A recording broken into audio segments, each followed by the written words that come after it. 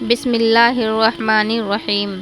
اور اللہ عز و جل کا یہ فرمان ہے، ہم نے بلا شبہ اے محمد صلی اللہ علیہ وسلم آپ کی طرف وحی کا نزول اسی طرح کیا ہے جس طرح حضرت نوح علیہ السلام اور ان کے بعد آنے والے تمام نبیوں کی طرف کیا تھا۔ آپ صلی اللہ علیہ وسلم فرما رہے تھے کہ تمام اعمال کا دار و مدار نیت پر ہے، اور ہر عمل کا نتیجہ ہر انسان کو اس کی نیت کے مطابق ہی ملے گا۔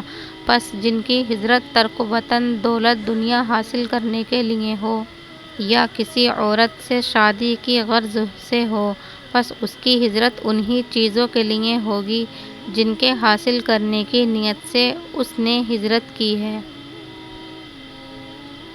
پیارے دوستو، اگر آپ کو میری یہ پوسٹ پسند آئی ہے اور آپ کو میری اس پوسٹ سے کچھ سیکھنے کو ملا ہے تو برائے مہربانی اس پوسٹ کو زیادہ سے زیادہ شیئر کریں اور نیچے دیے گئے شیئر کے بٹن کو دبائیں۔ شکریہ، جزاک اللہ۔